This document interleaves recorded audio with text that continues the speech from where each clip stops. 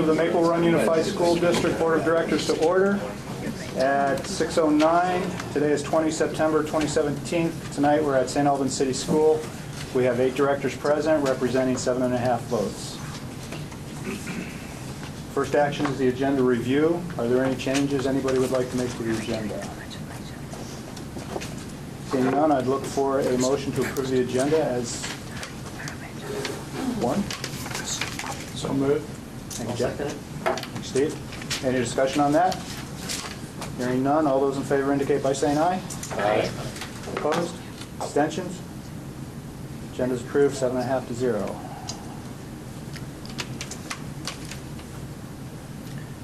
That brings us to the Pledge of Allegiance. Everybody please rise to the pledge.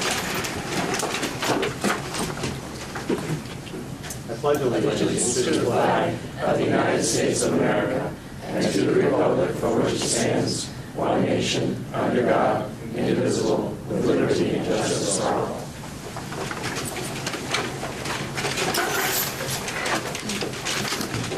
Okay, welcome everybody. Next item is visitors. Are there any visitors here that would like to address the board? We have one visitor from the Okay, is this the seniors? Okay, he's on the agenda. Okay. We'll come back to make you wait a little while. Anybody else? Okay. That brings us to our host site presentation. I'll turn it over to Principal Cavallo. So welcome to our school. I'm going to introduce our team. We wanted to present to you, it was really hard to get kids here, and that was what we really would have loved to have. But we've only been in school for 3 weeks, and that really isn't enough time for them to feel comfortable and prepared. However, we've taken on one big initiative. This is half of the team that went to North Carolina to learn conscious discipline and has been basically back here trying to train our entire staff. So we thought we'd take our time tonight to help you understand what it is. And if it's okay with you, we're going to ask you to participate a little bit so you can see what it feels like to be in it and to be at one of our faculty meetings when we're teaching our adults. So if you're cool with that, we're going to put you in unification mode. And that's one of the things we have to do is unify. So we're going to have you join us with that. That's okay. So we're going to start. I'm Joan Cavallo, the principal here. Stacy Rulo, Dean of Students. My name is Jeff Pack. I'm a second grade teacher. I'm Kristen Hersey, and I'm one of the school counselors. I'm Jamila Bolo. I'm also a school counselor. So the first thing is you have little gifts. One of the things that would happen every time we go to our circle groups when we were in North Carolina, your circle group was kind of run by someone kind of like a classroom or a homeroom teacher would be, and their job was to make you feel like you were part of the group. And almost every day when we went in, we had a little love note, or we had a little candy, or we had a little gift. So we wanted you to have a little gift. So these are the gifts. These were made by Dan Delorier on our laser cutter, and they were made for all of you to have a little keepsake of your work over for 2017. Thank you. Okay? And I'm modeling the, if you'd like to put it on your badge version. And I'm modeling it's a the potential great holiday keychain. ornament, and it's also a keychain. So those are your 3 styles that you may use it.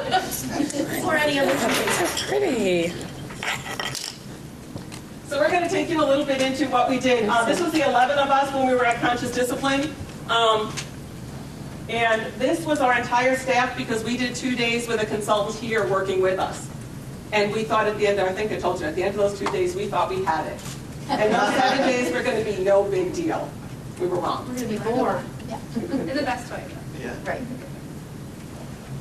So we saw this slide. I think we saw this when we were in North Carolina, and I loved it because for the first time, it was a simple way of explaining the difference between this and so many other systems. In so many systems, you have behavior and response. And in this system, you have behavior, pause, respond. And the pause can be however long you need, from 2 seconds To 5 minutes. and sometimes a couple of weeks. And it really is, how long is it going to take for you to be able to respond to this situation in a way that's constructive and Not in not your emotional state while you're doing it. And how long is it going to take the child to be ready to engage with you in that same way? And sometimes it'll even are you done breathing yet? And like they know what's happening, and so they're kind of waiting for you. And no, not coming up yet. So this isn't just for children. Oh no, This is not really for children. we haven't even started the kid part yet. Really, it's all of these skills that you're learning are adult-based. These are things that you learn to do better with yourself, not things that you say, oh, I'm going to go and teach this kid about assertiveness. You do lend those skills to the kids and you build that with them, but it's really things that you focus on within yourself. So there's these 7 skills, or the 7 powers. And we've kind of termed them to be the magic wand. The 7 powers are your magic wand. And the biggest part of the magic wand is the only person you can change is yourself. You cannot change that child. So you can only change the way you react, and that's it. So that's one of the big powers.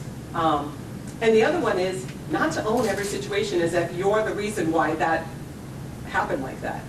And when you can accept that it just is what it is, then it takes the personalization away from it, and it allows you to solve the situation because you're not feeling so bad, like, what did I do wrong? Instead of focusing on what did I do wrong, what you're saying is, okay, that didn't work.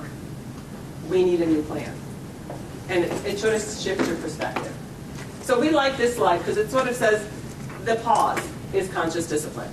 And that's where we have to learn all these new skills so that in that pause, we're doing the best that we can for our kids. So there's 3 key beliefs, and here's our state right now with where we are with them. The first one is that you can basically change yourself, and that's it. You can control yourself, you can change yourself, and that's all you really have control over. Now, once you do that, you can affect the other person, but you can't necessarily control them. And what we're doing right now is we know this. So in our minds, we're really clear on it. And some days it's going really good, but it's not your immediate go-to practice. So for many of us, and I think all of us up here right now would say to you that for each of us we're the same thing. Like, you do something, you're like, that was not conscious discipline. I needed to breathe longer. I needed to get that one down first. And so you're constantly catching yourself and then going back in and redoing it in a conscious discipline way. This is what we learned in North Carolina, is everybody has their own CD-ROM that they grew up with. This voice in your head that tells you to react a certain way. It takes a lot to change that CD-ROM. So we're changing it in ourselves while we're helping to change it in kids. What is it that your outer voice becomes a child's inner voice? So we have all internalized voices, and then we in turn pass those on to children. So really what this piece is about increasing our self-awareness so that we can be more present and mindful and engage with children. I think we're getting really good at catching ourselves afterwards, and that's the first step, is being like, oh, next time I could do this, and that's a big step in the learning of, oops, I made a mistake. Next time I'll do better. And being okay with that, letting it go. With the kids, we've coined this: own it, fix it, get over it. Because the own it part, and own it, fix it, but the get over it part, so many people beat themselves up way too much over something that was so yesterday. Let's move on. And so really also teaching that to kids. Once you've owned it and you fixed it, forget it. It's not a big deal. Now let's move on. So, and doing that with ourselves and honoring that in ourselves is our hardest part. We're probably doing better than we give ourselves credit for. I think we're our own worst critics. We probably look mostly at all the things we miss and not all the ones we get. But that's going to help us grow. Connectedness governs behavior. This is this whole thing about relationships first, and relationships are everything. So because that was a foundation of our school, this is probably the easiest thing for us. But it's also where all their routines and rituals and traditions, the whole thing about a school family. When you walked in, you might have seen up there, we have staff baby pictures up. That has become one of the biggest conversation starters in our building. So it's just been up there, and it's just one of the traditions and routines. It's called a school family board. And there's a school family tree on the wall right behind you as well. So it's just some of these little rituals that really sort of help everyone get to the idea of connectedness and building relationships. The big thing is kids knowing that they're loved and they're safe. We had an issue when Stacey and I have been riding the bus, and when we get on the bus, they're like, what are you doing on the bus? I said, my job is to keep you safe. Oh, and that's the end of it. And then they just want to talk to you. Then it's like, okay, I understand that. That's what we all do. That's what our words are. And the last thing, and this is probably the hardest part of the whole thing, is to embrace conflict as an opportunity to learn. It is not a problem, it is an opportunity. Or a mistake. And a mistake as an opportunity to learn. So the mistake is with yourself, and the conflict is with another. And to not see that as a disruption to your classroom, but an opportunity now for everyone to understand what could have happened. And I think also not to fear conflict. To understand that you have the skill to stay calm and handle it no matter what's going to happen. So right now, this is a huge shift in thinking. And while you might be able to do it a whole bunch of times, it's like the first one for us. There's still so many times that you're like, oh, really, again? And that's kind of what you're feeling. And so you have your pause and your pivot. And you come back, this is an opportunity to learn.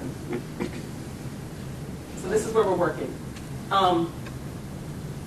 We incorporate a whole bunch of different tools. So even though we're using conscious discipline, everything we ever learned before is not out the window. It's still very much with us. A lot of the stuff we did with PBIS with expectations, our expectations are hanging throughout the building, all positively stated. And we didn't lose any of that piece. We also don't lose the Swiss database piece or any of the other stuff that helped us to track behavior. You can talk a little bit about the restorative practices and bring it in with the older grades. So restorative practice is something that I'm particularly interested in, but also there's some interest in using restorative practice, particularly with the older grades, and it fits really nicely with the conscious discipline model, which is really restorative in spirit. And their big piece at the end of the book is about problem solving. Restorative practice is a really lovely problem solving practice that we can use that ties in so seamlessly. And it's also something that's up and coming in schools and in counseling. So the fact that they tie in so nicely is something that we're finding really useful. And other things like social stories and responsive classroom and mindfulness and the growth mindset are a world of difference kids and our stewardship stuff. All of this stuff totally fits in under this umbrella. And it's just a whole bunch of tools that we have already going for us that we were able to really harness quickly to get us up and running. In year one, we did this thing called Fun Friday, and Jeffrey's team was the pilot group. And then a lot of us kind of hitched on with them. I would say our co-guidance team hitched on, and there were a couple of other teachers in the school.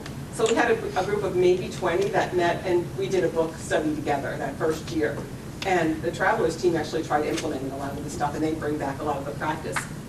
Year two was last year, and that's when everyone had to have a safe place. We had to all do, composure had to be taught, breathing had to be taught, and you had to keep Fun Friday, because Fun Friday totally worked. So this year we said, okay, now we're going to throw all the other rituals and routines in. We sort of chalked them for the first few days of school, and now this year it's where we start to really make this be part of our practice. As you embark on this, they tell you it takes you at least 3 years. And that's the at least. No one's done it in less. So we're really in year two, but we're in full implementation of the stuff. And now is this your first go-to practice? Or do you have to do a lot of pivoting?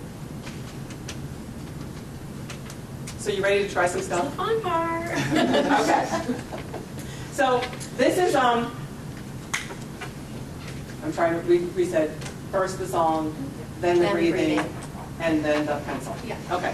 So we're going to do a couple of Brain Smart starts with you. A Brain Smart start has to have 4 components to it. You need to unify, so everyone needs to be doing the same thing. You need to connect, so you need to have eye contact. You need to de-stress, so we're going to do a breathing at the end that we do in our faculty meetings every single time. And then you need to commit. And the commitment, a lot of times, is just like a quiet, reflective thing. And a lot of times I'll just say, I'm ready to get started, are you? And that's we're ready to commit. Does everybody commit to being present today? I use them in my classroom too to teach more specific things, especially with the younger kids, like, are you willing to have listening ears today, things like that. And you reflect on it throughout the day. So we're going to show you real quickly what the routine looks like with just us. And then we're going to play the music again. We're going to ask you to get up, and we're going to ask everyone in our audience to please join us as well, so everyone can participate. When the song stops, I was just going to say, a big component of conscious discipline that was a learning for us that we have fully embraced is you've got to be willing to be a little silly. playful. And that actually, there's neuroscience behind why that is. It's not just because it's fun and we're all just big grown-up children. Love it. Yeah. So this was one of the ones we got in North Carolina. This is one they did all the time for us when they wanted to bring us back from a transition. So we used it to transition into our faculty meetings.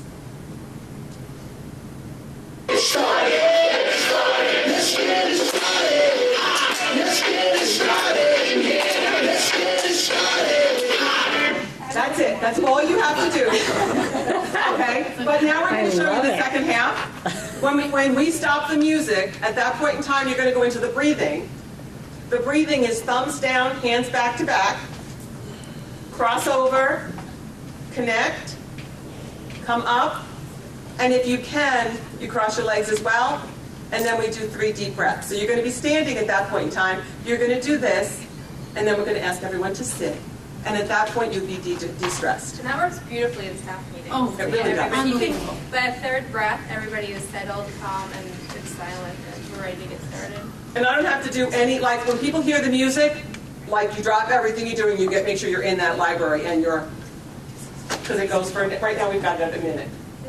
And they like it. So you have to do. You have to copy every person. You just Just try however many you can, and then when the music stops, you stop, you get into the breathing, you face forward, you find your seat after that, and you're calm and you're ready to go. You ready? Stand up, because we're coming at you. Let's get it started, yeah. Let's get it started. Let's get it started, yeah. Let's get it started. Let's get it started, yeah.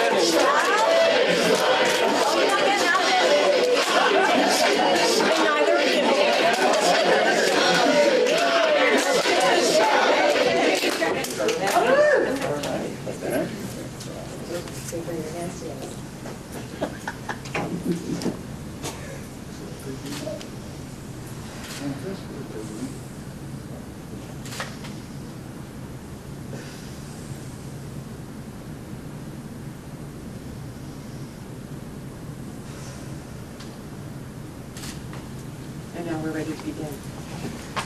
So we want to do one more with you, just because it doesn't always have to look like that. And when we model this with teachers, it's because this is how we want them to start every class. We want them to, if you notice, that took about a minute. Not even. And taking 1 to 2 minutes like that to kind of bring everyone together and get everyone centered and focused is really not a waste of time.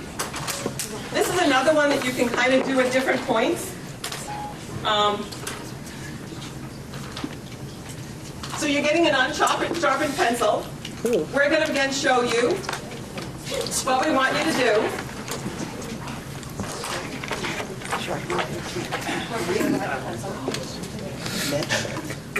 We have extra too. Anybody else need one? And we're going to model first for you what it looks like, and then we're going to ask you to get up and do it with us. And we're going to keep it really simple. We've done pretty exotic ones in our faculty meeting. We've had them get together and figure out how to make, when we kicked off economics unit, figure out how to make a $sign. And then we had them figure out how to make something else when we kicked off another theme. So we use this a lot as a great way to get adults. Teamwork. So the unity is that we're all working together. The connectedness is looking at one another.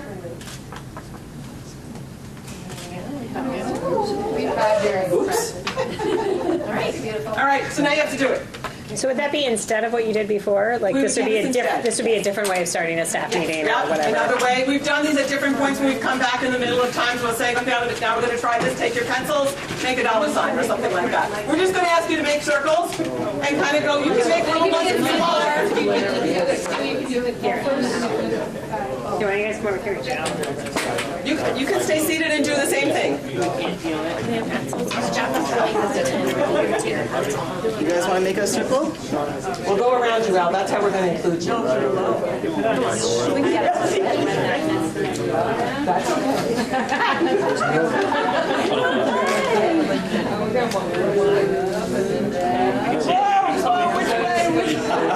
So a lot of times we've done just up and then go back down again. When we're doing this with kids, you can make them get all the way down to their knees and then go back up again. And the whole idea is just stay It's just really kind of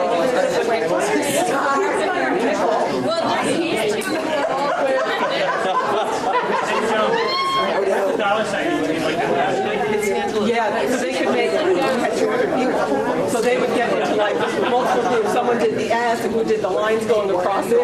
So like people have really added their yeah, they all made people. And then they made yeah, they did add the training. Yeah, this year when they picked up the year, we're just like,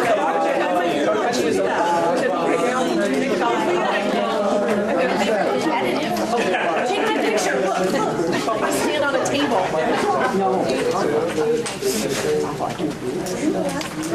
So anyhow, thank you for participating with us. We really appreciate it. So Joan, I didn't hear a commitment from anybody. What would you like to commit Well, to? and what's so the de-stress was that breathing exercise, and do you do that no matter what at the beginning? Yeah, So like we that. teach the kids all sorts of different types of breathing. There's one that's called like the drain, and it's really good, especially when kids are angry because you're already like really tense. So the drain breathing, you stick out your hands and scrunch up when you breathe in, and when you breathe out, you just let all your Oh, that's anger cool. go. So there's a whole bunch of different things that you can do like that. And anything that's funny is kids laughing, active and moving can be considered de-stressing. And then the breath afterwards is really good. They don't want to stop laughing. That's my problem too. Doing this, and is that considered a conflict that can be as an opportunity? Yeah, everybody has the right to pass, and it's based on your comfort level. And a lot of it goes back to the idea of connectedness, which was, I think, the second one on Joan's list there. And over time, you're hopefully building that bond with the student to make them feel safe and eventually be willing to participate with you too. So I've done a lot of like songs right now, and I do have a lot of, especially boys, who just kind of sit there and say, I'm too cool for this. And then after they see some of their friends doing it, they're like, maybe, Mr. Pat, can I do it with you? And then they'll do it with me instead of with a peer, and that'll get them going, and then it just kind of like steamrolls into it. And I think the more it becomes part of the norm of our school culture, the less of that resistance we're going to see with our students as well, because they're accustomed to it. This is just what we do. And we experienced that in North Carolina too. There were some activities that, there was a big jump rope activity that they had a long jump rope and we had to jump in through in groups of 6. And one of them, everybody had to close their eyes except for one person. And when they were explaining, I was like, there's no way I'm doing that. And by the end, I did all of the challenges with the jump rope. So kids, I think as they see others having fun, they do jump in. So the last piece was just like what's been happening as far as it working right now. We wanted to give you a little status of. And I'll let you guys, because you collected the folks. Yeah, so one of the first things that we implemented was the use of a safe space. And the safe space is quite different from like a buddy classroom or a timeout chair, a take a break chair. The idea is that students are not sent to a safe space. They have a safe space available to them, and they are learning how to self-direct themselves and say, you know what, I need the safe space, and I'm really learning how to use this as a positive place for them to take a break and do some self-regulation or some co-regulation with an adult or with, a stuffed helper. This is our feeling buddy that we have upstairs. And so all of the classrooms now have a safe space, and the safe space can look like this cube we have here for the little ones, or it can look like this like cozy space with a beanbag for older students. It could look like an armchair for your older students. And there has been a big shift this year from the safe space became a hybrid safe space, take a break for a while as we were learning how to use it. And now we're really seeing kids choose to go there more openly, and we're not using it in that way anymore. It's really being used as a positive, proactive. Did you say it's like a chair for middle school, maybe? Like It could be a Comfy big chair. beanbag. It needs to be comfortable space. So it's not a chair in a corner. You just take a classroom chair and stick it in the corner where they can be alone and at a desk. It's the idea is that it feels cozy. We implemented a staff safe space this year, a little room where the staff can go when they need to take a moment. And it has a little refrigerator with some bottled water. There's some nice quotes on the wall. There's also a basket of anything you might ever need in an emergency at school. Sewing kits and everything that you might need. It's called a wish well basket, and someone actually brought a plant the other day and put it in there. And so it's becoming a space that staff can use. So the criteria for this space is that it's away from activity? I mean, I've heard a chair, a beanbag, a room. What's the Cozy. criteria that says? In the Does it- classroom, it's a space in the room.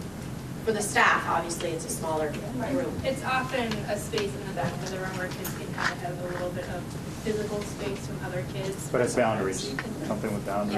Yeah, yes, oh, yeah. But it's not necessarily contained. So some of them have like some little gauzy curtains around them, or some of them are like in a little cubby type of a nook in the classroom.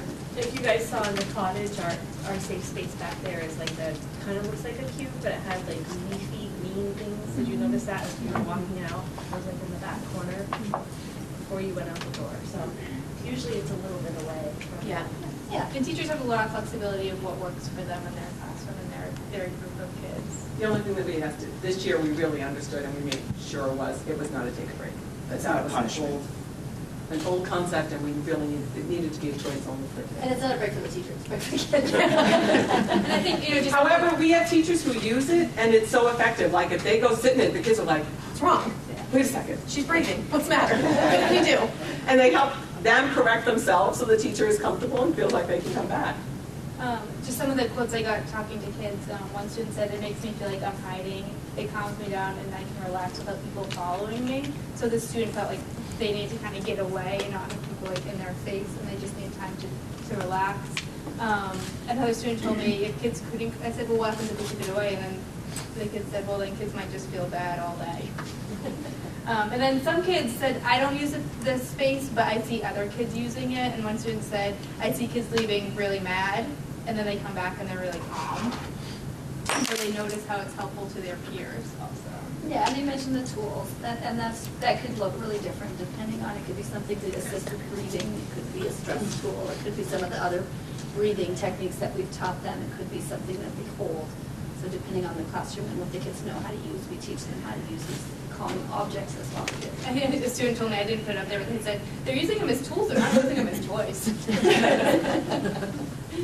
The other thing we do is a wishing well. And you learn about this the most when you have parent meetings. So what's this wishing well thing? I don't know, but he was homesick and he said, "Mom, they're wishing me well right now."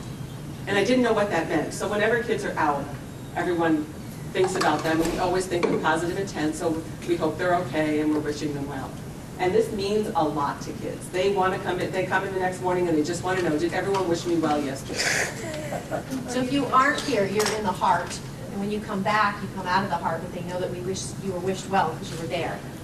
And you That's can a see really that a lot of the wish wells have the heart, and for folks that prefer different, we put the soccer goal one in there too, so it can really be customized to It's your kind of kids a- or the adults' comfort. It's something nice even that we do with adults too, like we do it during our faculty meetings, and we have a board in our staff room that we can put names up of anybody in your life that needs to be wishing well. It doesn't just have to be someone from your class or someone from your staff.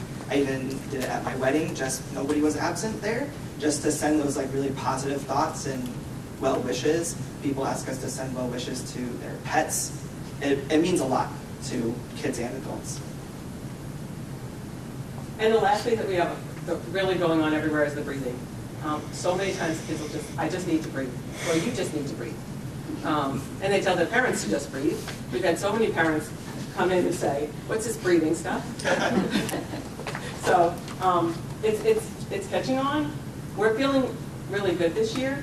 We're feeling like we get it, like we haven't gotten it in the past. So last year we did a book study with the whole faculty, and this year we're doing a book study with the whole faculty, only now we know what we're studying. So last year we were one page ahead of them in the book, and this year Or two. 3. like, yeah, we're not experts yet, but I think this picture says it all. For me, what I love, from the counseling perspective, conscious discipline makes a ton of sense. It is a love-based approach, which sounds, there are other reasons why that resonates with me personally. Tells you a little bit about me, but also as a counselor, what we're talking about really is unconditional positive regard. We're talking about neuroscience and neuroplasticity and understanding how we're interacting with children's brains. It's using mindfulness. It's using that breath and what we know about how breath really impacts the bodies and the minds of children. So this is all just really intuitive for folks who come from the counseling perspective. So as soon as we started looking into this, it just immediately made a ton of sense. And kids are really, I mean, look at this face. They're really loving it. And this little guy put these glasses on. We were talking about positive intent. And he put these glasses on. And he goes, oh yeah, oh, it really works. You know, even some of the stuff that looks like, oh, maybe that's kind of tacky.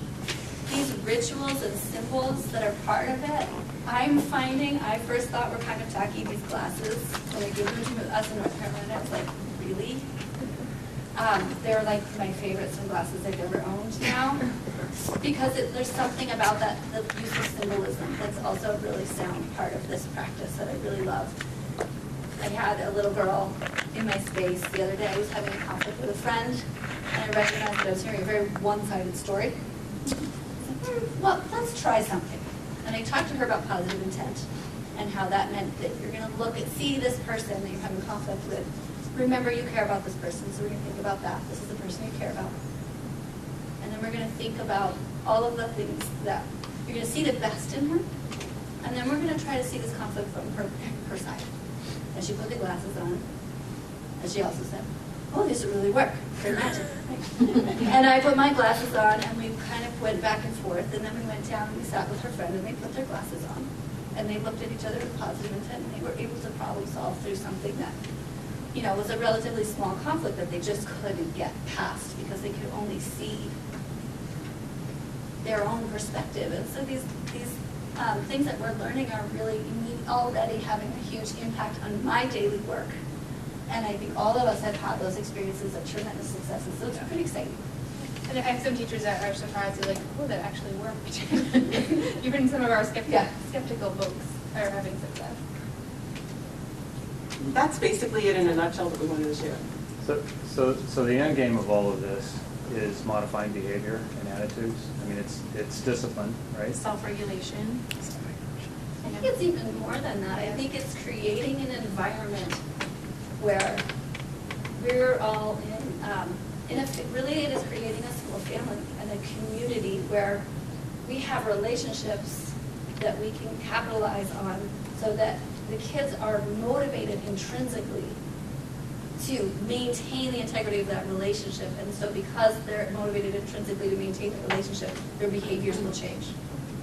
Understanding that when kids feel connected and safe and calm, that it changes their brain chemistry, and it helps with impulse control and belonging and willingness to follow directions. So yes, the outcome will be behavior change. So how do you measure success? Can you? Objectively? We're still tracking the Swiss data. I think that is going to be an accurate measure to some degree. I'm sorry, of success. what data? So the Swiss data is the same behavior data that we have been collecting through PBIS. So that data is continuing to be collected. Right? Mm-hmm. Am I speaking on it?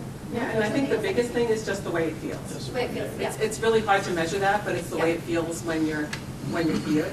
I think it's the way we're treating one another as adults. I mean, we're trying to change a whole culture throughout the entire building, and for kids to constantly see that modeled for them, that what they see modeled for them all the time is a loving response. No matter what they've done, there's still a loving response. Doesn't mean they're not held accountable to what they've done. Sometimes they'll say to us, can you just give me a consequence? It would be so much easier. Do I have to process this again with you? Do I have to really solve my own problem? And we're just like, nope, we're not gonna take the ball from you. You own it. You're gonna have to fix it, and then we're gonna forget it. But you're gonna have to fix it first. And the fixing it part is really hard. It's really hard work. And we're there to lovingly support you, and you're gonna fix it. And one of the profound, you kind of mentioned this, but one of the profound changes is in the staff and how we're supporting one another. When things get busy, it's very easy to point fingers. Like, if only this person would do their job differently, then I wouldn't be dealing with this right now. And we're able to see each other really differently, and that is huge. And that is really good for kids. And for me, that trip to North Carolina, the aha was less about what's in the book and these things that we're putting in place, and more about how it feels and that connection. So when you work really hard at something, put a lot of time into it, and you're very passionate about it, and clearly you all are, there's a belief that this is going to work, otherwise you wouldn't be doing it. So it's easy to convince yourself that it's working. That's why I'm asking if there's any objective measurements that can show, hey, this is really doing something good. And maybe that's grades, maybe it's attendance, maybe it's referrals. I don't know. I think we'll look at all those. I think we've had some success with the Fun Fridays. Around attendance, around specific things. And I think we put this in place because what we were doing before wasn't working. So I think that's the biggest indicator, is that people are starting to feel a little more supported because we now have a system. The other system wasn't working. And that was probably one of the biggest frustrations we had, is it wasn't working and no one could tell us what to do next. We had done everything that they had in their list of things. And this system basically treats every child with the same loving attention that other systems were only treating tier 3 children with. And this one just says, do it for everybody. It's really kind of the biggest shift we've made. The hardest part is, as adults, to remember to do this all the time. It's like, we can't wait to see what it looks like in 2 years, when we're in our real 3rd year, and our CD-ROM is replaced with a loving guidance. Yes. I'd love to see a snapshot of something now and something then, Okay, science guy. so we can see it.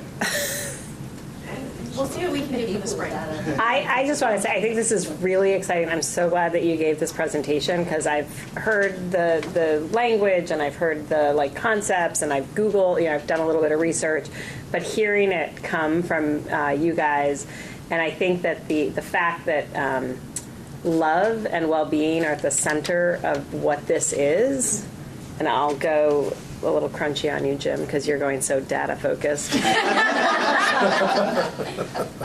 You can't not change a system if that is the true intent of this program and what you folks are trying to do and implement and embed and embody within this school system. So I just, hats off, commend you. I'm so excited that you're trying something different and recognizing that what was happening wasn't working, and being willing and open to change. In any system, large changes are challenging, and so I'm really interested in how you folks as the leaders and who had the privilege of going to learn about it, teach or embody or change and guide, I guess, the rest of the staff and the community here. And it's like a labor of love, I'm sure. So, And our parent community council is very involved. Yes. And we're going to be putting out a flyer at open house next week with different options of courses, open doors courses for adults. Oh, cool. That they can come to. I think Tattling 101 is the name of one, and just different things that parents might have issues with at home, and how conscious discipline can be used at home to do the same thing we're doing here, so we're speaking the same language. Yeah, That's great. And to bring in sort of both of your points, I think we're collecting a lot of qualitative data. Tons of qualitative data. Right, from parents. There was a parent who came into the school whose child was having a hard time, who just said, one thing that I can be sure of when I walk in here is I can tell how much you love the kids. That love is in the air, that it's palpable. That, for me, is really compelling qualitative data. But is that because of this? I think we were in this profession because we love kids. But having been here and seeing it through the implementation, it has changed the way it feels to be in this building. We're all on the same page now. Yeah. Well, I think this was always this was always what we were trying to do, but we didn't have the right words. I think this was our intent from the beginning. This is the whole idea of the relationship piece. But she gave us the words, she gave us the structures, she gave us the brain book. understanding. The neuroscience. And like some of these just cute little things. The Tattling 101 we can't wait to do because it's hilarious and it's so simple. And once you learn tattling, it's not even an issue anymore. So So stay tuned if you want to come to I'm coming. So to be clear, are you teaching tattling? Jim, just come to the training. Come to the workshop, Jim. After 2 years, if you don't feel you're where you should be in that amount of time, is there ways to assess the reason why, or is it because you're not doing it right, or the system itself might have aspects which need addressing themselves? So the reason why it takes so long to really get it is because of the CD-ROM in your head. So it's that in that moment, you don't do what you're supposed to do, and you realize it as soon as you walk away. But we do have access to some consultants from Conscious Discipline, that the same two women that have been here twice, well, Diane's been here twice, who would come back and say, I've observed this, this, and this, and this is what maybe why this piece isn't working for you. Left out this, or you need more of this. Or you're focusing on this. And because they developed a relationship with our staff, the staff is willing to listen, would be willing to listen to what they have to say, I feel. There's also implementation rubrics that people can self-assess on, or that, you know, I mean, you could use it in a number of ways. It could be another data point, really, if you wanted to use it. I'm not suggesting that. And that's how you know the But it other could be system that didn't work. individual teachers use it as self-assessment. We knew the other system did, because we didn't have answers for too many things. Now we have the answer. The question is, how do you make sure you use the answer every single time? So we used to not have answers. Now we have answers. This is what it should look like. And there were a lot of external rewards involved in that other system. If this system had data to back up, it's worth going regardless. It's a accredited program. Evidence-based. And Dr. Becky Bailey would say it's not a program, it's a practice. It's a practice. It really is. It is. It is. So to be clear, I think this is great. I'm not trying to rain on a parade, but this is probably the third discipline program that I've been presented on this school board. And that's okay. You know, I'm a firm believer, fall down 5 times, get up 6. If those didn't work, we move on and try something new. So I think this is great. I would just want to caution that it's really powerful to have the data to show that this is really doing what you think it's doing. To me, this feels like the missing link of one that connects a lot of those different programs together. Because it isn't different from everything we've done. It's the next step from where we were. Cool. Any other questions from the board? Clearly, you guys are very passionate about this. I think Thank you. That's great. Thank you very much.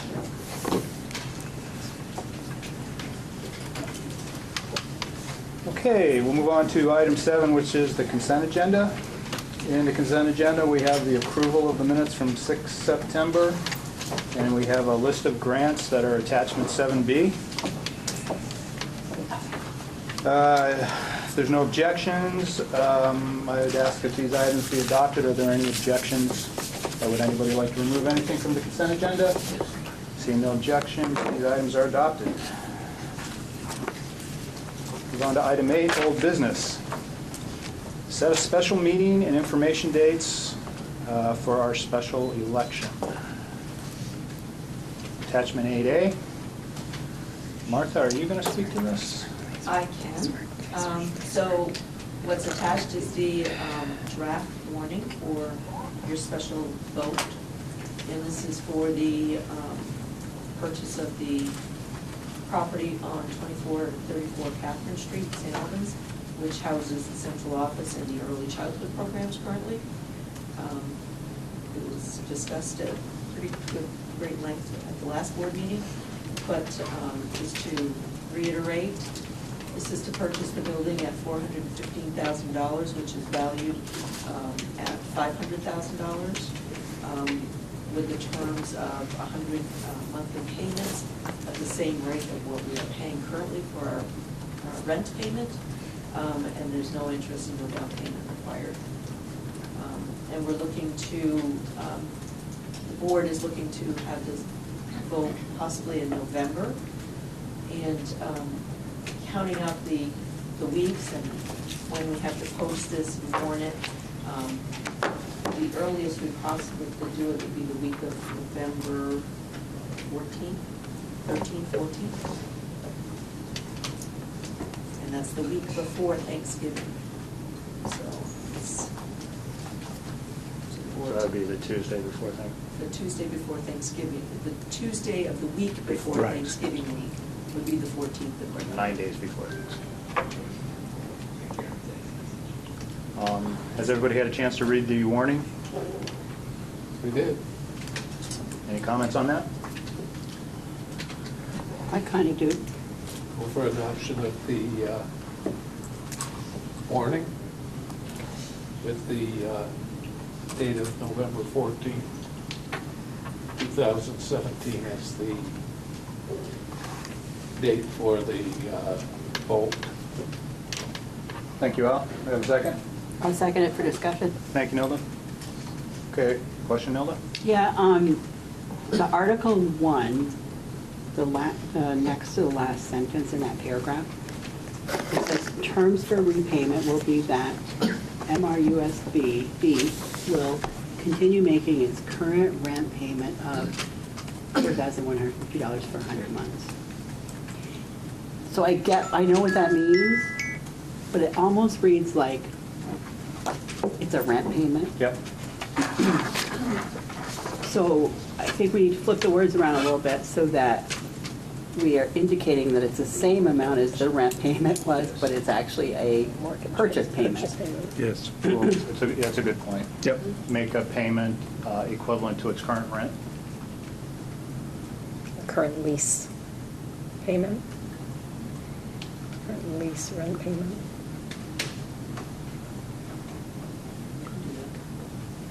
Have the actual wording that you want. Why do you even need to say anything about that? Why you basically what you're doing is you're paying $4,150 a month.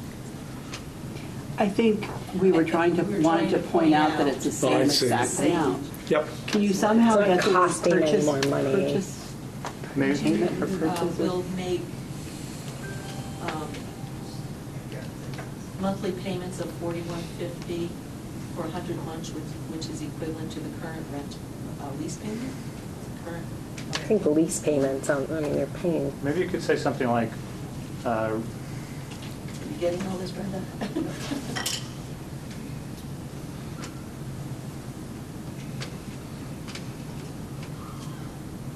Terms for the payment will be, I have terms for repayment will be that MRUSD will continue making the same amount as its current lease payment, $4,150 a month. Or how about if you go, terms for repayment will be $4,150 for 40 months, and then add another sentence that says, similar, identical to the current payment or something. So you break it up into two sentences? what if we just don't say anything about the payment and say, this purchase will not incur any additional monthly costs?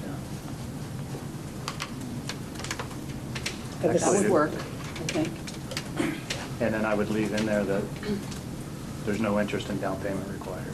It's actually even less because of the early ed grant. yes. Right. That was- Right.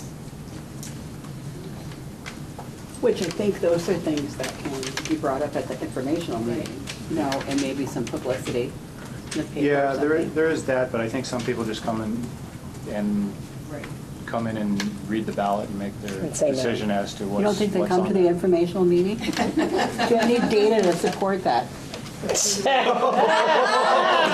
Yes, I do. Give us a spreadsheet, Jim. Yes, I do have data to support that. Yes, we'll serve cookies, maybe they'll come. Years of giving budget presentations, an empty room. Is that quantitative or qualitative? It's quantitative. You triangulate it. Well, I don't think what you guys just said reflects what we want to tell the voters on that day that they walk into the booth. I think you want to reflect that this cost is commensurate with what we're paying currently in rent. I think everybody understands rent versus purchase cost. So like you're building equity as with this purchase. So I just want to tell them we're not spending any more money. right. So we're right. So I think that if you just take the word rent out of what's written there and then make another sentence saying this payment Reflects a decrease? is equal to the former payment the current payment that we're making as rent. And now we're using that payment to actually purchase the building. You guys can word it better than I just said it, but I think there needs to be a second sentence I agree. explaining that the payment is, and then someone brought up the point You that read parentheses. in addition, the payment or the space for the early education will be eliminated. How much money are we saving? Like 900. Well, once the early childhood payment goes away, it'll be $13.50 a month. What? So what do we pay this month? Plus utilities. We paid $41.50 plus. Paying $41.50 plus the $13.50, I think, is the early childhood. So why don't we do what Jack said? Take the word rent out. Yeah. Repayment will be that the MRUSD will continue making its current payment of $41.50 for 100 months. This will result in a savings of $1,350 per month. There will be no interest and no down payment required. Simple and straight. Sorry? Sounds good. That's accurate, right? We're going to save $1,350 a month. Yeah. Yeah, we'll have to double check the dollar figure, but I'm pretty sure it's $13.50. Okay, whatever it is. Pretty sure. What do you guys think? Well, has this been reviewed by the legal department? Yeah. They've already, yeah. By the way it is. That's not going to seem confusing to the voters. We're not saving money. I think we see saving money. There's a lot. It's a saving of $1,350. I think that's what we really want to. I have one It other might be a little thing. confusing, as you're saying, we're gonna pay our current amount of $41.50, which, and then the next sentence is, you're saying, this will give us a savings of $13.50 a month. And they're like, well, how's it giving you a $13.50 a month savings when you're paying the same amount you're paying now? So why don't we say this? It's a good point. It's a good point, Martha. That's what you were saying. But yeah. the current amount is not $41.50. So let's take current out and say terms for repayment will be the MRUSD will make a payment of $41.50 for 100 months. This will be a savings of $13.50 a month. There will be no interest or down payment required. That is more accurate, yes. And probably less confusing. Okay. Good. Get that in there. Can I read it back? Yes. Terms for repayment will be that MRUSD will make a payment of $41.50 for 100 months. This will be a savings of $13.50 per month. There will be no interest and no down payment required. The only way I would change that is hearing it is that now I would say repayment will be that MRUSD will make 100 monthly payments of $41.50. This will be a savings of. This sounds better.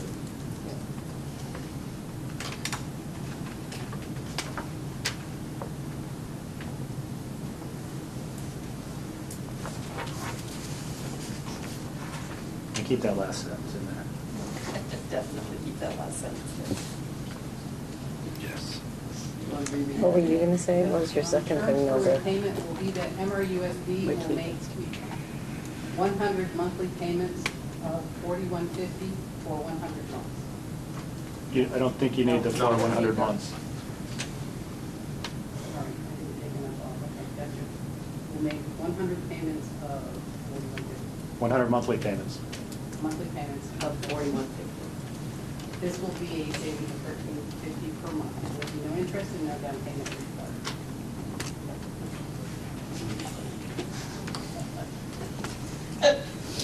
Okay.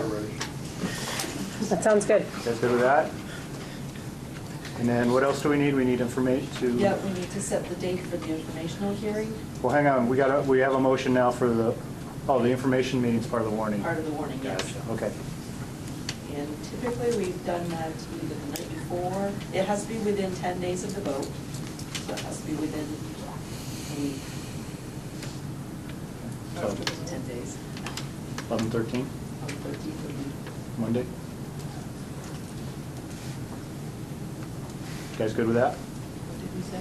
November 13th, the Monday night. So the week before? Yeah. You're on duty one.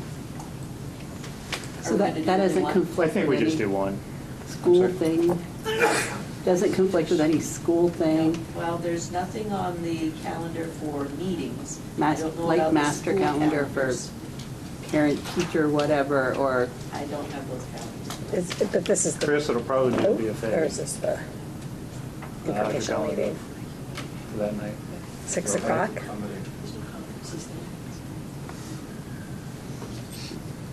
Right? Makes sense, makes sense to have it be a fair, I think. And I think we only need one, right? Yes. At 6 o'clock? Or 5:30, what time? 6 o'clock, yeah.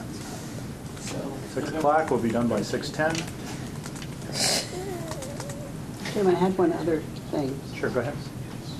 Under the informational hearing section, Mhm. this is really picky, but can we say consisting of the city of St. Albans and the town of St. Albans and Fairfield, rather than say city and town, just because it's stated that same way elsewhere? Look up above. Yep, to be consistent? Yeah, Yeah, like the first sentence there. yeah. And then that one sentence that's just kind of hanging there, the purchase will be voted on by Australian ballot on that date. That's just there to let us know it's Australian ballot, right? Yeah. the one sentence underneath the informational meeting. I mean, it's sort of hanging there by itself without a sub-topic. So they know it's not like town meeting. Although it does state it in the first paragraph. Yeah, it does. Article 1 to be voted by the Australian ballot system. Article 1 is Article 2 is voted by Okay.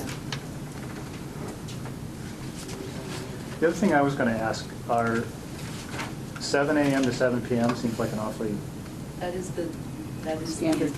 it is what it is. required polling times for when you're having an Australian ballot. Okay.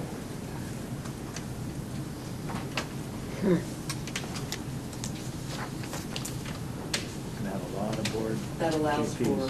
before work and after work voting. So we're getting rid of that Australian ballot second sentence, is that correct or no? Is that what the board? What did you I'm just- fine with that. What do you guys Time think? to remove that sentence? Sure. Seems like it's redundant. Yeah, but they're removing it. Under informational hearing. So what we'll have to do is Brenda will make all these changes, but Is there a preference where information to be held? it's going to be at the FA. I think that's- Library on the Yeah. Will this have to go by Pietro again because of any changes? No, I don't think No. the changes we made were Okay. substantial as far as legal. So the only thing you have to check on then is the actual savings, the monthly savings. And make sure the library is available. Well, I will double check. Now, your next board meeting isn't until the 4th of October. That'd be too late for us to warn it, right? So we need to have your signatures on this warning. So you're gonna have to, huh? October 4th is our next board meeting. Will it be all right? Why do I have to All wait right. to warn it? So I was gonna say, Warn you it tonight. have to sign off on it tonight, but you can sign off on it before. I'll make the changes and I can email it, Joan, can you print it? Then we can have it. But we don't know what the savings No, are. we don't have to say that. Well, actually, you guys can work it. Okay, maybe you can work on See that? what I can find. Okay, that'd be great. 6 o'clock. Okay, Al, you made the motion on this? I did. You good with the changes? Do you need to amend your motion? Well, it's a cleaning up of the thing, so I'll agree to it. Neil, do you too? All right.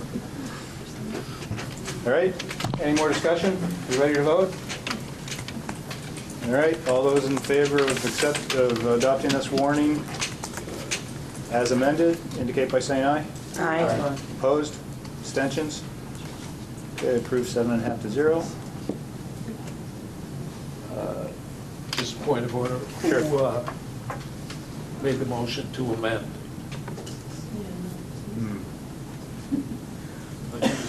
I believe we should have a motion to amend, seeing that you had placed that within your approval motion. Okay.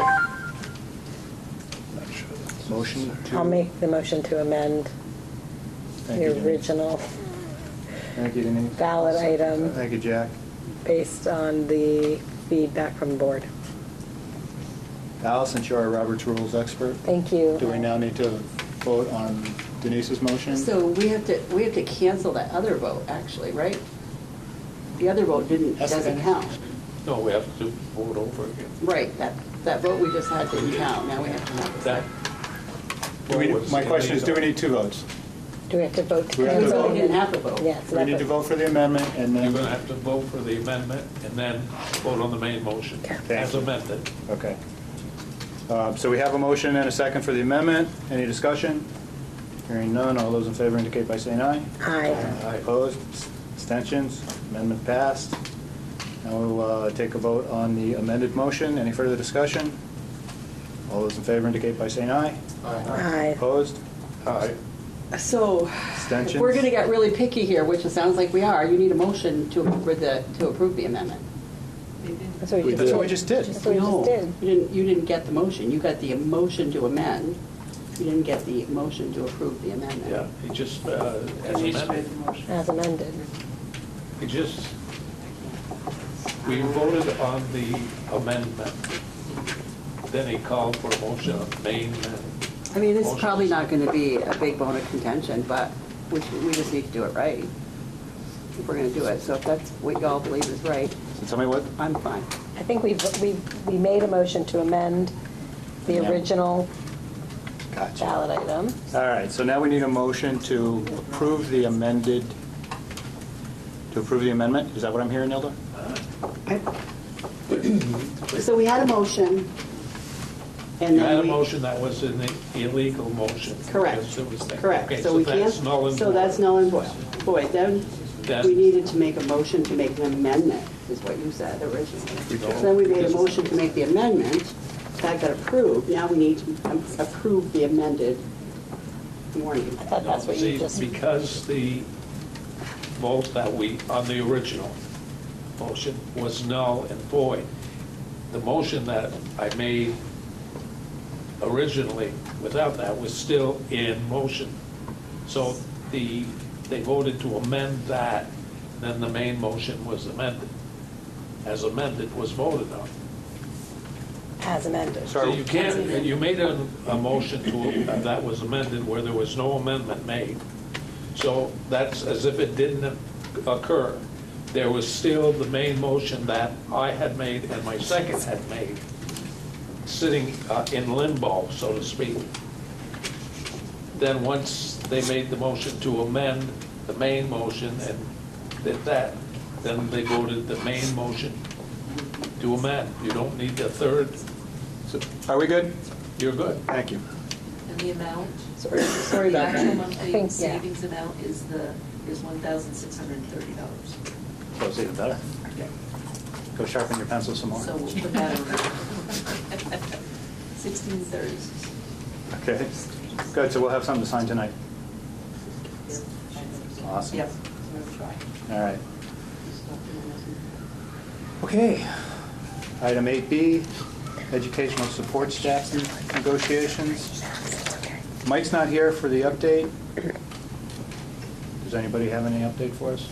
We have a tentative agreement, but we are still working with the association to fine tune the language so that we don't have, so right now we don't currently have a final draft for the board to sign up on. Has the association? I believe the association has ratified it. Okay. That is my understanding. So we should see that next meeting? Next meeting, we should have it, yes. Any other questions on that? Okay, new business, BFA senior privilege request. Nice. Could have mentioned something first. Last meeting, we talked about bringing in the president of the senior class to come ask you for permission to have senior privileges. So I would like to introduce Mr. Dan Gregory, president of the senior class. Hi, I'm here, as she just said, representing my class. We would like to start by thanking you for giving us the last 2 weeks of senior privileges. We've definitely been taking advantage of it. It's nice to get out. I mean, we have 25 minutes for lunch. It's nice to go and get lunch elsewhere. I think it's helpful teaching us a little bit of responsibility for the last 3 years. We're in the lunchroom and someone yells and tells us to clean up and we're good, but this year you kind of have to pay attention on your own a little bit, which is tricky. I myself have been late a few times getting back to class, but we're learning. Everyone is getting better at it now. It's going to be helpful next year when we all transition into a lot of us college and whatever else they do after high school. It's helpful teaching us time management and different skills like that. So we would like to request extended senior privileges for the rest of the year. Dan, how much time do you have for lunch? I think it's most days it's about 25 minutes, I think. 5 to 7 minutes to go where you're going and then come back. That leaves you, what, like 10 Chris, minutes? how do you feel about it? It's been part of a long-standing tradition. I think it preceded my arrival to BFA in 2013. I think the students have demonstrated a level of responsibility, particularly in this 2-week period. I would like to see the privileges extended for this group. If there are issues, we address them. But I think they're worthy of the opportunity. I make a motion that we approve the senior privileges for the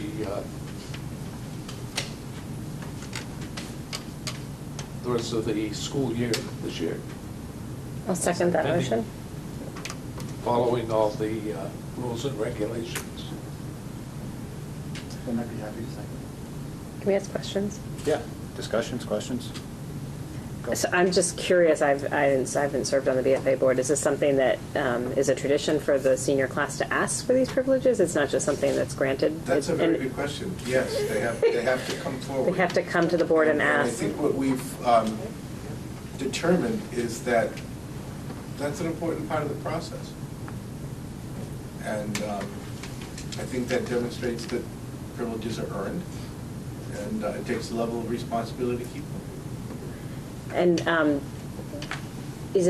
do you invite the seniors to, like, if the class is not behaving the first couple of weeks of school, are they invited to ask for those privileges, or is it? The kids are very smart. They come to us right away. And they figured this out. And they ask, and then we usually try to get it before the board.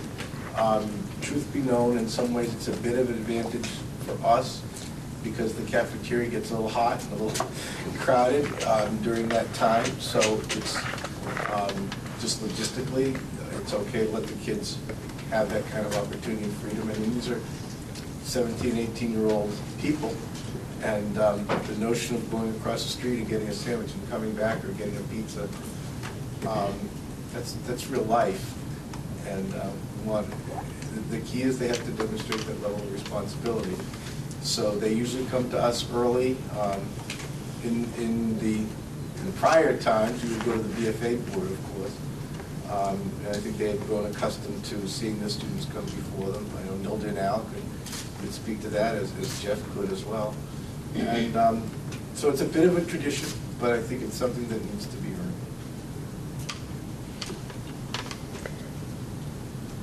So is it just an understanding that senior privileges means leaving campus for lunch? And is there a mapping somewhere, or, I mean? I don't think there's much else that they're asking for. I think that's really it, right? I'm going to That's it. speak to that, Dan. You go across campus, you get something to eat. Yeah, that's all we're asking, is just the ability to leave during our lunch period. Where do you guys typically go if you go off campus? Well, I go to Eastern Dragon a lot. I love that place. You can order quick, and there's also a taco truck that's parking on Church Street now. It's pretty Oh, I good. see. Yeah, Monday, Wednesday, and Friday. Very nice. Yeah. Tacos? Yeah.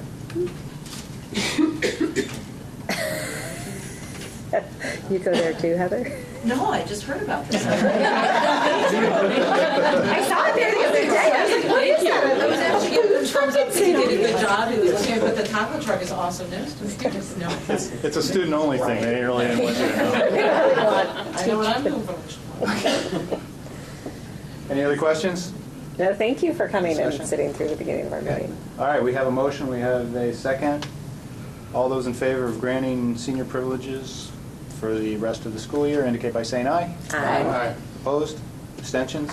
7.5 to 0.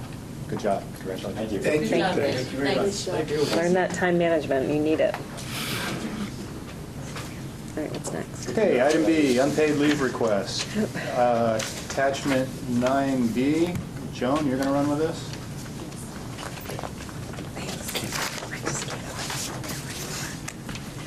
So basically what we're asking is to be able to not have to post a job for someone who got sick at the beginning, and to have the time for the person to get better. And at first I thought 10 days was going to be enough, but it looks like we might actually need between 12 and 15. And it's really important that we give the person the time to heal. We also right now have an opening that we still can't fill, so posting a person's job is not helpful. And unfortunately, with the contract the way it is, the person is in breach of contract. Guess what? I didn't hear you. Is in breach of Their contract. has violated their contract because they've been out sick. So how many days are you asking for? At this point, if you gave us 15, that would probably. Is that gonna be enough? Probably require it. Okay, so look for a motion to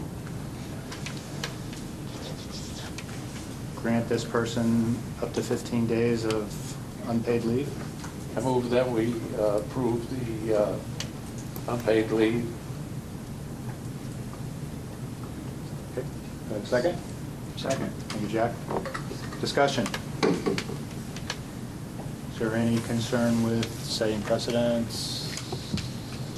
We do it for this one person? It's consistent with the contract, and so it's, when we were looking to support someone with an individual circumstance like this, that's why we come before. Any other questions? Paras don't have a sick bank, right? That's right. They do, but this individual is a new hire, Oh. and so they haven't reached that level Good question. of probation. Right. 90 days. Okay, no more discussion. All right, we have a motion and a second. All those in favor indicate by saying aye. Aye. Opposed? Abstentions? Approved, 7.5 to 0.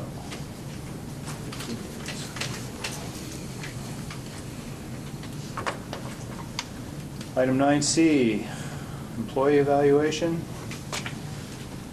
This one needs to be moved to executive session, citing 1 VSA 313.3. We don't need a finding on that, we can just move it.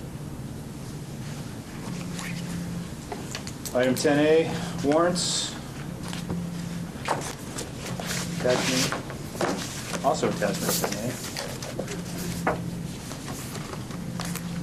For a motion to approve those those warrants. So moved? Thank you, Denise. A second? Second. Jack? Discussion on warrants? Questions? Hearing none, all those in favor indicate by saying aye. Aye. Opposed? Abstentions? 7.5 to 0. Administrators report. Back to you, Joan. So you have the report in your packet. And, you pulled it together, right? I don't know if you have any questions on what I shared. Some of the big things for us, this year, for the first time ever, we're doing a pre-K to 8 culminating event on December 14th. You will probably hear about that when you come back in March. And it's going to be the first time that we've done a thematic unit where the entire school is working on the same thematic unit at the same time. So we're excited about that. And we're doing a lot of work around that. We've actually kicked that off. We had our first kickoff meeting after in-service last night for the faculty meeting. Outside of that, we were featured in the Vermont Digital Learning Plan for the Makerspace. And the way that, when we shared that with you, and I actually told you which page to go to find, I was at the BPA this summer, and Peter Drescher made sure he found me to tell me. And it was nice to be included. A lot of our service projects are starting to really make a difference. This week's article in the Messenger will be on the food that we're using in the cafeteria from the market garden that is done outside. And they were harvesting, the other day it was sweet potatoes and regular potatoes. And that day for lunch, it was sweet potatoes and regular potatoes on the menu. And I'm like, are these ours? And it's like, yes. And everyone was really excited. So it was kind of cool. And so that's actually taking off. And for the first time, we have enough produce that the Abbey can actually buy some from us, which is kind of exciting. The compost shed is up and active. And the butterfly garden, for the first time, we have seen chrysalises on our property. And the monarch is back, which is very exciting. And the kids totally believe it's because of what they've done and their milkweed. So now they want to plant milkweed every place. So now we just have to negotiate where we can plant milkweed. We're kicking off math counts for the first time in a couple of years. It's been dormant for a while, but that's going to be starting next week. Spelling bee, and the big thing with the faculty is that the math teachers, the course that we're doing, we met last week and it was great. The energy's still, at 7 o'clock at night, people are still energized, and again, 25 math teachers sitting in a room and talking about our students and looking at student work and figuring out how we can support them. And we will be kicking off a literacy one that will look very similar to what math did last year, so that next year they can do a course similar to the one we're doing. And that's kind of it. You've seen the cottage. We gave you the 2-minute video. If you didn't get a chance to watch it, it's really cool to watch it get put in place. And it is short and sweet. Thanks to Mitch, who pulls all these things together for us and makes us look so good. Questions for Joan? A question on the thematic unit. The culminating event is going to be in the spring? It's December 14th. December 14th. We're going to tell you more about how it went. We'll tell you, hopefully we'll have. You'll see that in the next time I do a report, which I don't have to do until the spring. I love this. Well, I want to go. I hope you come. December 14th. There'll be lots of items to buy. Is it during the school day? Is it No, an it's evening at thing? 9. It's 4 to 7. Oh, that's great. Thank you. And there's a school board discount. No. 120%. Okay, thank you. Off to principal voices. So Leanne, why don't you start us off I'd tonight? be happy to. So last week was the first full week with students in the school. They were there for 5 days, so that was a little bit of a stretch. And I think it's probably a little bit of a stretch for staff. So we're in the groove now. Specific to staff, last Thursday we had our first day of trauma-informed practice that was facilitated by Joanne Wells. She here tonight? Oh, thank you. There you are. I didn't realize, Joan. Joanne has worked with our staff, and there's great relationships there. So she laid the foundation for future in-service work that we will be doing around trauma. We had great feedback on that. They pulled out an exit card. We know what they need more of, and we'll work on that happens. Okay. Sean? So we have just had our first lockdown drill of the year today, and that was a rousing success. I want to thank you guys from SATEC for lending us Corporal Langevin. Roger Langevin came up to our school today. He took a tour of the building, so he'll be able to help us identify areas of need. He met some of our kindergartners and first graders who were very excited to tell him that if they saw a bad guy and they had to run, hide, or fight, they knew exactly where to kick the bad guy. That was a lot of fun. And we had a great drill. The kids took it very seriously, and then our fifth graders got to go out and play in the patrol car, and that was really awesome. They had a lot of fun pretending they were locked in the back and all that other good stuff. So again, I thank SATEC for the collaboration there. That was very helpful. And he's looking over our emergency plan with us and all that good stuff. We're ready for Hiram Bellows Day tomorrow. So we've got our BFA kids coming back to Fairfield to provide service for us at the school. And that's a community outreach program that they'll probably talk about with BFA, but we're really excited to have them. And recently, we dedicated a garden to Grady Horrigan, and we had community members who were able to make donations of all of our pollinator plants, and I believe it was Champlain Monuments who made us a beautiful bench for the area, and we had a local landscaper who did all the work for us and dedicated a lovely space in memory of Grady Horrigan. So that was lovely, and we were just able to, they unveiled that to the family last week. So that's what we've been up to. Thanks, Sean. Angela. So we're participating in the students coming to help tomorrow at our school from BFA. So that'll be great. I did want to let the board know we're holding our open house next Wednesday. 5:30 to 6:30 is K4. 6 to 7 is 5-8. We'll have lots of folks there in community, but. Sun Common will be there with a table, and then they're going to do a presentation at 6 just to share information about the project. And we're getting closer to completion. We're not there, but this nice weather's definitely helped, and we'll be getting ready to go live probably, I'm assuming in October. So there'll be more information on that. And we are also this week, along with Sean and Jason, Fairfield and SATEC, participating in the math studio. So we've had math consultants there working with the teachers, doing walkthroughs and data snaps, and it's very powerful and very intense learning for the teachers and for us too. So it's very valuable. So I know you guys will be doing some tomorrow. We start tomorrow? Yes. So that's what I have. Thank you. And your open house the 27th, you said? Wednesday night. Yes. Chris? So I wanted to highlight two things. One is the SPAC results at BFA, favorable, and you may have already seen this article from the Messenger, but I just wanted to make sure you had that in case you hadn't seen it. I wanted to just take the opportunity to let you know that we were to exceed state average in both math and in English language arts, and I'm very pleased about that.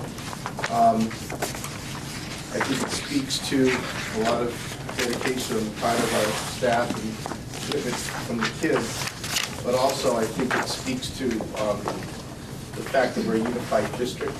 I think the work that Sean did in particular last year in highlighting the scores and in helping us to implement interim assessments and now testlets as part of a comprehensive K-12 assessment plan was a factor in the results.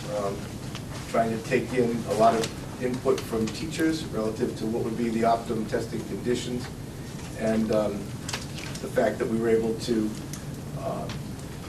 have students enjoy productive activities while juniors focused on the test, I think was another major factor in their success. But obviously it's a great deal of effort on the part of our staff to look at the scores, find out where the gaps are, teach, and make sure that our students take the test seriously. So it was good, it's encouraging, understanding. It's one data point. We have to go further, relative to our subgroups, and try to determine where other students who were not as successful need help and support. But I think it was a very encouraging start for multiple reasons. And I just want to make sure that people know that I think it's part of this unified effort, because I think as a district we've tried to put a real focus on what do kids know, what can they do, and how do we know it, and how can we communicate it. So I think it's starting to be reflective in some of those activities around assessment. So that was really good. And one of the outcomes of that testing day was that our seniors did a service project.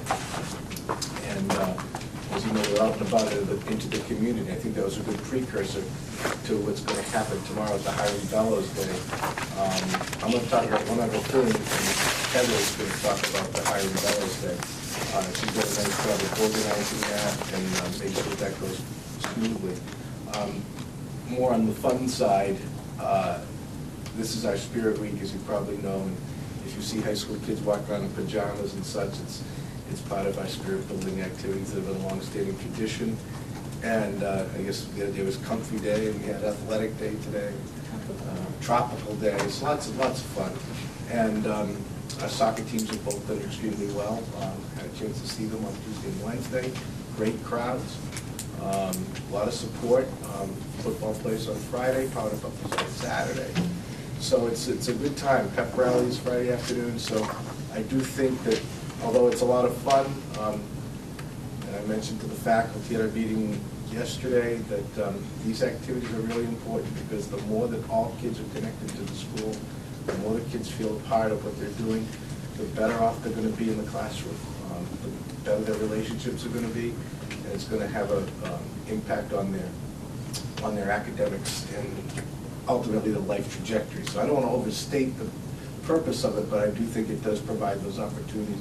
Also, when you see the floats coming down, and people talk about cooperative skills and the so-called soft skills in the business world, those are kids coming together to do different things outside the classroom that not only help build spirit, but I think help build those peer relations and give them some good skills on how to work together. And they do take it seriously, and it's a lot of fun. So that's all going on, and I'm glad you put it up. Stacy, anything? No. Okay. If I could, Chris, on the floats, do they vote on which they think is the best float each year? Is that right? So historically, we've had teachers selected to be judges. Okay. My first year, I had a chance to be a judge, and I think there's some criteria for such. And I don't know who's judging this year, so it might be a secret. I'd heard, I thought if I got it right, that if the senior class's float wins this year, they will be the first time ever where that class won when they were freshmen, when they were sophomores, and when they were juniors. Better vote for him, Heather. Is that right? Pressure. The pressure, if they don't get it. Am I right on that, or do you know, or just curious? Preston is the historian here. I would believe that. I can't say for certain. The kids probably know, though, I'm sure. I was looking to see if Dan was still here. You would know. You would know. I'm sure we'll find out. Yeah. Okay. Jason? Just going to do a quick plug for Odyssey of the Mind. Our coordinator, Lynn Tatro, has asked us to reach out to City and Fairfield to see if there's any interest from any students in being part of that, to try to advance the number of teams that we have. And she's willing to help coordinate that across all 3 buildings if we can increase the number of teams. And so we just want to give more kids an opportunity. And I know you saw some of that this spring before the kids went to World. So they're kind of getting some informational stuff out. They're going to have a little event Friday for folks who RSVP'd. And Joan and Sean have been wonderful just getting that information out this week to the families. So hopefully we can build some more teams and get some more kids to head out to Worlds. So we're excited to see what happens. Right. Just another opportunity of working across school buildings to put kids on some great learning opportunities. Are we allowed to ask the principals questions? Okay. Are you done calling on them, or? Go ahead, if you have a question. I'm just curious how the school bus is working, the shared school bus system. So if anybody has any feedback, or it can be negative or positive. I'm just curious. It's the first year we've done it. It's been a few months. The morning, it's perfect. It's going. They got it down. It's going really well. And the afternoon, not so much. Okay. We're trying to work with it. There was trains the other day. Right, you there were can't still do. Kids from City School that needed to be dropped off, and we were supposed to be loading. So we did the best we could. So, and that was full sun, no snow falling. Everything else was in place. So. We're, and there's been traffic, there's been a lot of construction, they've been able to work around that, so we're still trying to work the bugs out of the afternoon. And is the time good for parents, like the drop, because everybody's drop off and pickups shifted, and I know we were all concerned as a school board about that. Are people adapting to new schedules? I've only heard the negative. Okay. There's not a lot of people saying, thank you, they don't tend to, but, but we're trying to work with it, we're working on it, but, it's like there was a cross-country meet yesterday, and because of the timing of it, our kids missed a lot of class because, you have to leave to go. Instead of missing like a little bit at the end of the day, they might have missed a couple of classes, so we're still, it's only September 20th. Right, so it's early. I'm just trying to get a little bit of right feedback. now, like I said, the morning, in the beginning, they have to work it out, but in a year, so it was this range, and now they've got it down in the morning. The morning time has been okay.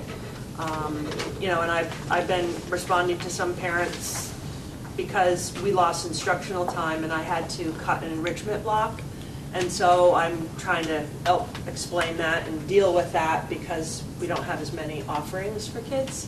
So that was one of the things that I had agreed to do to try to help this. So I'm just trying to navigate that and figure that out. So we're, like I say, it's only September 20th, and we're doing the best we can with it. And but we're working on the afternoon part. It's been.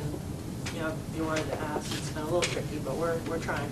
Okay, well, I appreciate the feedback. That's good. Our afternoon had to get extended because we're waiting on a bus to come from BFA before we can start dismissing our kids. So what we found is that our teachers have only 20 minutes at the end of the day to work together in their duty day. So we're having trouble coordinating some IEP meetings. We're having to get very creative with contractual time to create like middle school team meetings and things like that. So that's a little bit of a challenge for us. I think in terms of high schoolers riding our buses in general, that's going pretty well. And anytime we do have an issue, I'm able to get with BFA, and we're able to work it out very, very seamlessly. So. And they're only riding with our kids. Like there's only high school and elementary on the bus in the afternoon. So that part is seeming to go well. The time having to sort of extend that end of the day is a little bit challenging in terms of teachers working together. But we're trying to figure it out. Okay.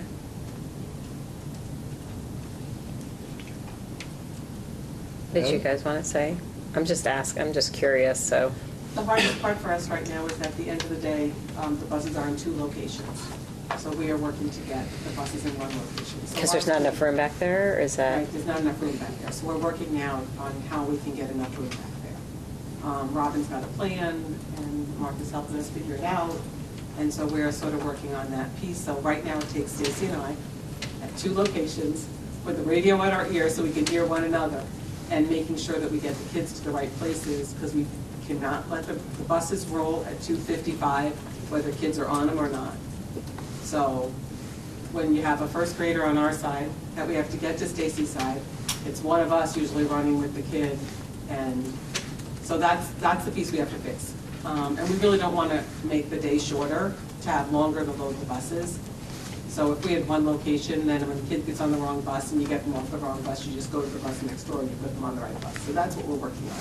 But we have a plan, we're working on it, and I would say we've gotten it down. Yeah, we're not happy with the train situation either, because we had 2 buses stuck behind a train the other day, and we have parents calling because the kids aren't home on time, and we know that that is holding up town school as well. They could just do their, whatever it is. I know, they do there, later in the They have a day. schedule that they have to follow. So one of the things we are doing is looking at rerouting some of our routes so that we're not going that way. So we're trying to avoid the train tracks with some of our Always at routes. that time. It's so annoying. Yeah, that makes it challenging. Well, I appreciate the feedback. Thank you. It just helps. Does the train company have a schedule they can give you so you have something to work against? No. It's not there? They're really hard to work with. What? Design the school. Those are other questions. Well, if the trains were fixed, you could. That's what I'm saying, if they're no. All right, we've stepped off the agenda, guys, so let's get back on it. Heather? Yes, you heard a little bit of mention of Hiram Bellows Day.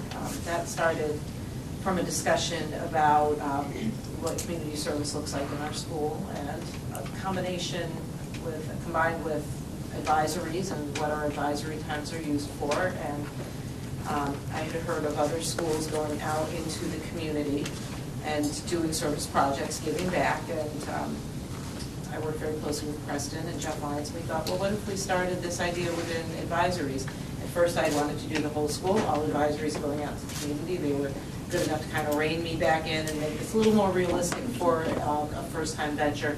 So we decided we would take all of our freshman advisories. There's about 20 to 24 students per advisory, 2 teachers, and take a day dedicated to the school's founder, Hiram Bellows, and send them out to do community service projects. Hiram Bellows gave to build this school, to build a high school. He did not have the opportunity to go to high school. So he is the benefactor, and the ultimate act of service was that he gave to build a school that would benefit children that he would never live to see, as well as the Collins and the Purley families giving to build a sports complex that would benefit students for generations. So we're going to take our freshman advisories tomorrow morning up to Collins Purley for a kickoff breakfast that will be provided by the Abbey. They'll receive a little bit of a speech on who Hiram Bellows was and what his spirit of giving was, as well as Collins and Purley. This is really a campus that is built on the spirit of giving. They've been provided with an essential question to keep in mind as they go out to their various locations. We have Alberg School, Bakersfield School, Sheldon, City School, Town School, Northwest Medical Center, Holiday House, Houghton Park, and Fairfield are the sites that our kids will be going to. They'll be working for a couple of hours. They will then come back to an hour and a half, 2 hours. They will come back to Collins Purley, where they will have a cookout lunch. They'll have some spare time to reflect on the essential question that they were sent off with. And each advisory is demonstrating their reflection in a different type of project. We have one advisory that's going to come back and do a film with a musical piece.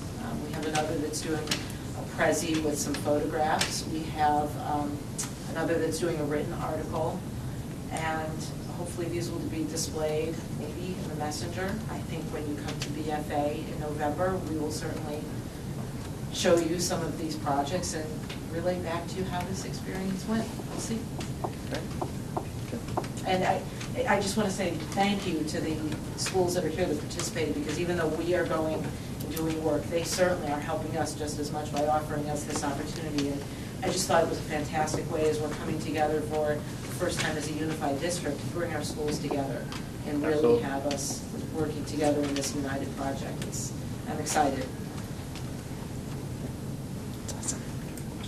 Any questions? Preston? I would just quickly mention we took almost 60 students to the college fair at UVM today. There were over 100 colleges there. And I just think that's a fantastic and important opportunity for our students at a high school where 2/3 of the students are considered first generation, meaning neither parent has a 4-year degree. Anything we can do to give them that exposure.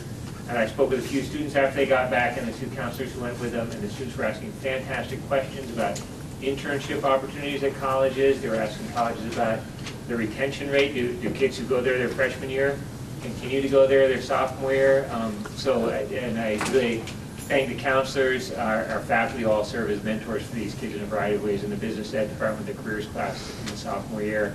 really preparing our students well to ask good questions, be really thoughtful about the college process. These were what, juniors? Mostly juniors and seniors. Yeah, if there's a sophomore with high interest that the counselor is excited to see go, absolutely. Any other questions? I got everybody? Okay.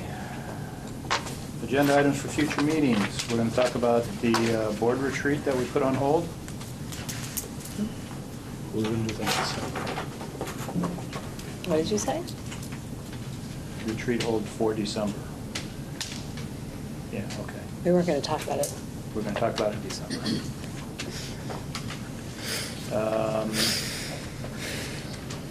We're going to have any SBAC presentations? Yes, Sean and I are working out the date on that. I'm thinking it's the first one in November. November 4th. Yep.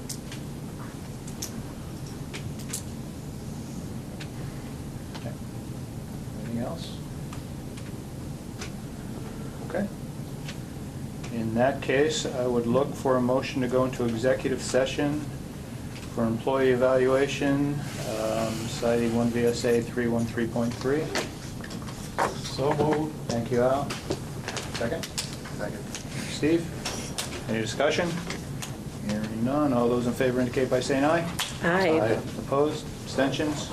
We're in executive session. Thank you, everybody. Thank you. Thank you all.